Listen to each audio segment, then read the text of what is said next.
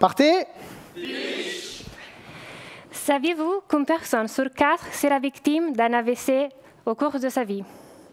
Imaginez, d'un jour à l'autre, vous n'êtes plus capable de faire de manière autonome des gestes quotidiens comme cuisiner, vous habiller, tout ce qui est lié à l'hygiène personnelle, mais vous avez toujours besoin de quelqu'un qui vous aide.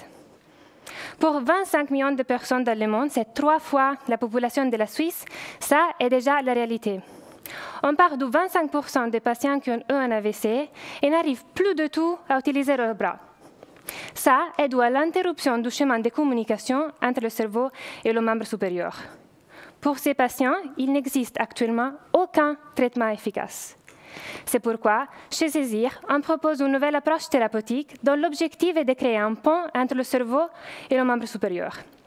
Ceci est réalisé à travers une plateforme logicielle qui intègre plusieurs neurotechnologies, toutes non invasives. Et comme ça, on peut créer une interface cerveau-ordinateur. On lit en temps réel les signaux du cerveau. Un algorithme d'apprentissage automatique détecte quand le patient essaie de bouger.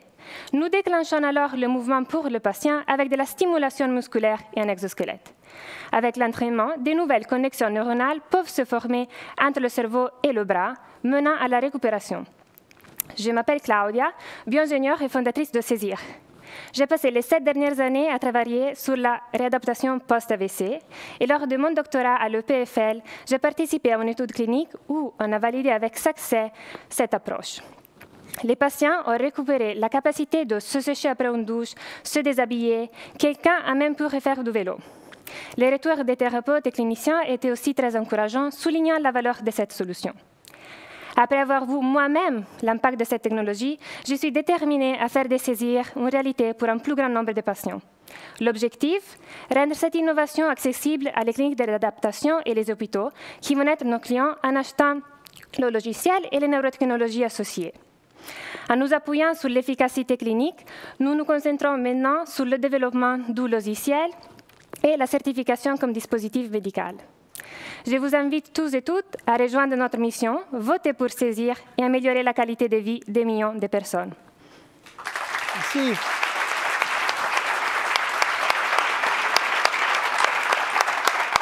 Merci beaucoup, Claudia, pour cette belle cause.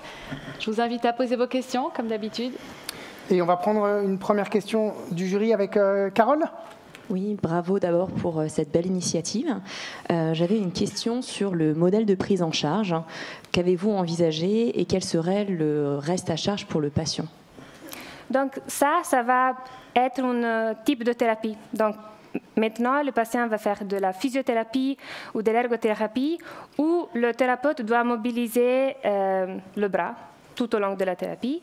Donc au moins de faire ça avec le thérapeute doit mettre tout le setup, choisir quel type d'exercice et mouvement se concentrer pour cette séance et après faire la séance comme ça.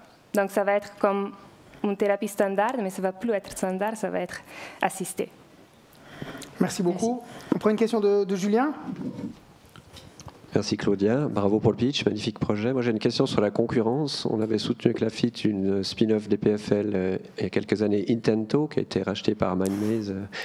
En quoi votre solution diffère? Pour moi ça me paraissait relativement semblable, mais je ne suis pas un expert. Oui, alors j'ai fait mon premier stage, internship à Intento en fait. Donc c'est différent dans le sens que là on veut engager le cerveau tout au long. Donc on lit les signaux cérébraux et on déclenche par rapport à ça. À Intento, le patient doit bouger, se manipule, et là, ils utilisent que de la stimulation. Nous, on veut intégrer plusieurs technologies parce que chaque technologie a son effet principal, et là, on veut voir l'effet d'addition. Plusieurs questions du public sur votre algorithme. Est-ce qu'il sera adapté à chaque patient et comment l'entraîner? Oui, ça va être adapté à chaque patient. Donc, il y aura une première, je ne sais pas qui regarde.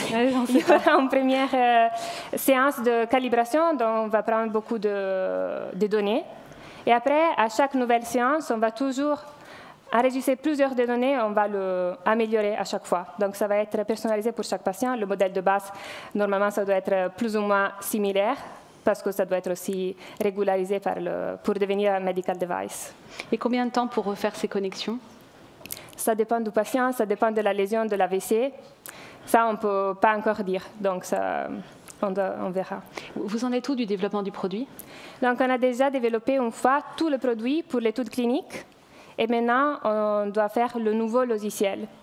Donc, ça va prendre encore une année. D'accord. Et quel est le business model de ce concept? On va vendre à les cliniques et aux hôpitaux, les plus grands pour commencer, le setup, donc toutes les neurotechnologies et le logiciel qui va avoir une licence.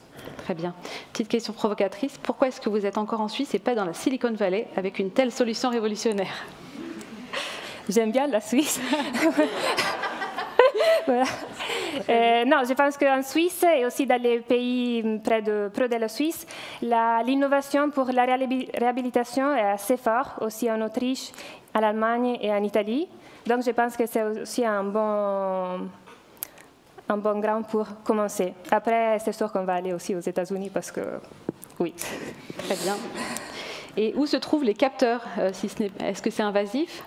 Non, c'est tout non-invasif, donc on va utiliser l'électroencéphalographie. Ce sont des électrodes qu'on met tout au haut de la tête.